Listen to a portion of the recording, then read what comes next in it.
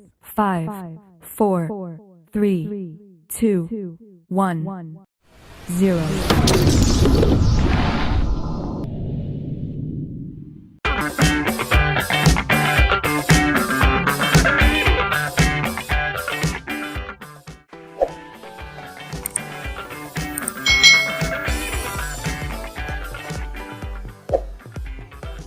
Hai hai hai, selamat datang di channel YouTube Kak Citra. Apa kabar adik-adik? Apakah kalian dalam keadaan yang sehat? Pastinya ya adik-adik ya, kalian harus tetap menjaga kesehatan kalian supaya kalian bisa tetap belajar dengan semangat, dengan nyaman saat belajar. Nah adik-adik, kita hari ini akan belajar bersama-sama masih di tema 6 menuju masyarakat sejahtera. Subtema 3 masyarakat sejahtera negara kuat, pembelajaran yang kelima. Mari adik-adik kita belajar dengan penuh semangat ya. Setiap orang harus berupaya untuk hidup sejahtera. Jika semua warga Indonesia sejahtera, negara ini akan semakin kuat adik-adik. Masyarakat yang sejahtera akan mampu mengembangkan negara Indonesia supaya lebih maju. Selain itu, masyarakat sejahtera akan mampu menjaga keutuhan Negara Kesatuan Republik Indonesia. Mari kita menjadi warga Indonesia yang sejahtera, karena dengan warganya yang sejahtera, negara kita akan menjadi kuat adik-adik. Adik-adik, perhatikan gambar berikut ini. Apakah beberapa contoh gambar di atas itu menunjukkan keadaan masyarakat yang sejahtera? Nah, coba ungkapkan pendapat kalian adik-adik. Nah, di sini kalau dari gambar ini jelas ini menunjukkan keadaan masyarakat yang sejahtera karena mereka dapat memenuhi kebutuhan dengan baik seperti dapat bersekolah, dapat berhubungan baik antar umat beragama, mendapatkan hasil panen yang memuaskan, dan dapat berolahraga di lingkungan yang bersih dan sehat. Jadi gambar ini sudah menunjukkan keadaan masyarakat yang sejahtera. Udin telah memasuki masa pubertas. Udin tidak lagi kanak-kanak. Udin mulai bersungguh-sungguh dalam belajar. Udin ingin menjadi anak yang pintar supaya hidupnya sejahtera sehingga berguna bagi bangsa. Ingatkah adik-adik perbedaan masa kanak-kanak dan masa pubertas? Lakukan kegiatan berikut ini adik-adik. Kalian carilah gambar tentang ciri-ciri masa kanak-kanak dan masa pubertas. Jika kamu anak laki-laki, kamu bisa mencari gambar anak laki-laki pada masa kanak-kanak dan anak laki-laki pada masa pubertas. Jika kalian anak perempuan, kalian bisa mencari gambar anak perempuan pada masa kanak-kanak dan anak perempuan pada masa pubertas. Lalu tempelkan gambar yang kamu temukan pada kotak ya. Kalian tuliskan di buku tulis kalian masing-masing. Tuliskan keterangan di samping gambarnya. Keterangan dapat berupa ciri-ciri masa kanak-kanak dan masa pubertas. Kita sudah pelajari pada pembelajaran sebelumnya ya tentang ciri-ciri masa kanak-kanak dan masa pubertas. Nah, contohnya di sini seperti ini, gambar anak pada masa kanak-kanak. Ini yang anak laki-laki ya, misalnya gambarnya seperti ini. Lalu ciri-cirinya apa? Oh, ciri-cirinya belum tumbuh rambut halus di ketiak dan alat kelamin. Lalu suaranya belum membesar, belum tumbuh jakun. Lalu perbedaannya apa dengan anak yang sudah mengalami pubertas? Nah, ini adalah gambar anak laki-laki yang sudah mengalami pubertas. Misalnya di sini ciri-cirinya tumbuh rambut halus di ketiak dan alat kelamin, suaranya membesar, tumbuh jakun dan janggut. Ini adalah ciri-ciri untuk masa kanak-kanak dan masa pubertas untuk anak laki-laki. Sekarang untuk yang anak perempuan. Nah, kalian bisa tempel anak perempuan pada masa kanak-kanak. Nah, ciri-cirinya apa? Yaitu belum tumbuh rambut halus di ketiak dan alat kelamin, suaranya belum melengking, payudara dan panggul juga belum membesar. Berbeda dengan anak perempuan yang sudah mengalami masa pubertas misalnya. Nah, di masa pubertas ini ciri-cirinya adalah tumbuh rambut halus di ketiak dan alat kelamin, suaranya mulai melengking dan payudara serta pinggulnya bisa membesar ya. Jadi adik-adik bisa mencari gambar-gambar masa kanak-kanak dan masa-masa pubertas. Adik-adik, kesimpulan dari kegiatan tadi itu terdapat perbedaan masa kanak-kanak dan masa pubertas. Nah, perbedaannya pada apa?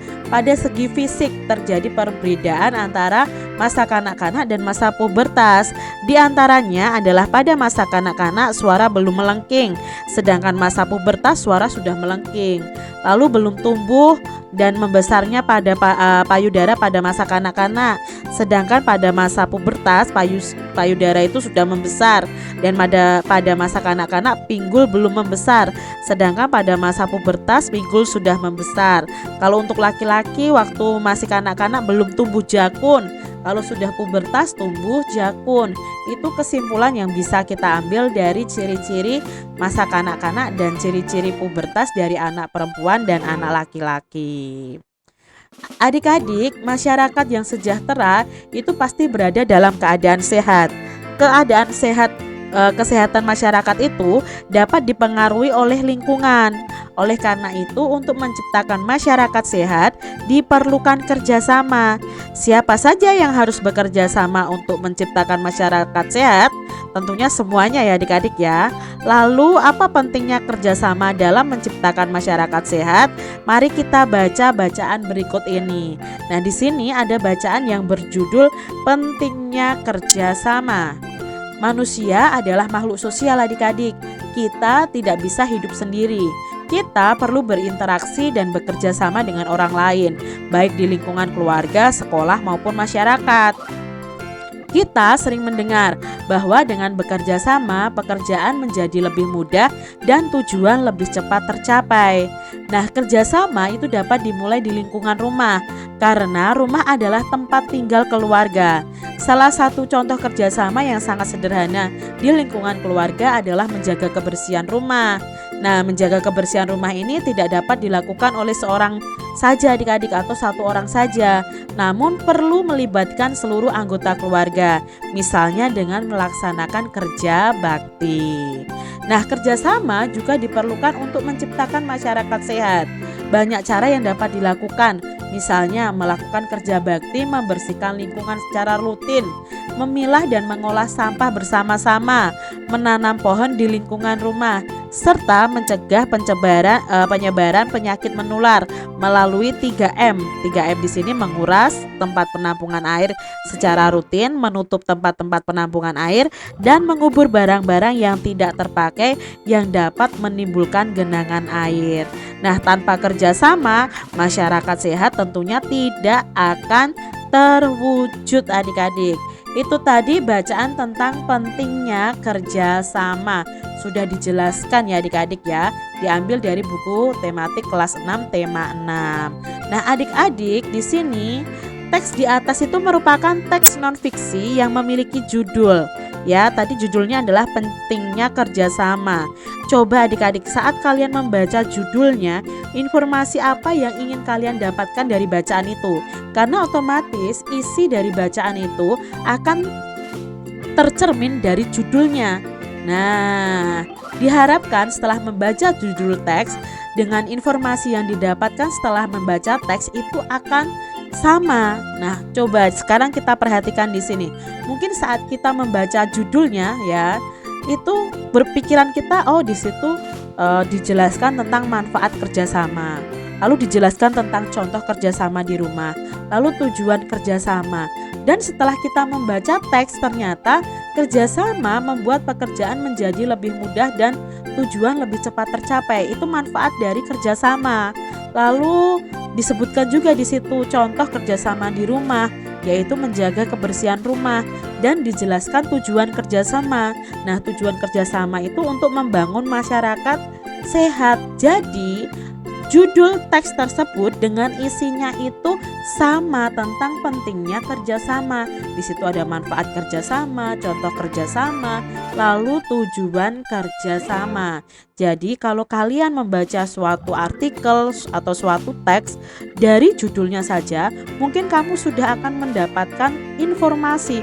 Oh, sebelum membaca keseluruhannya, ternyata ini membahas tentang ini, misalnya seperti itu.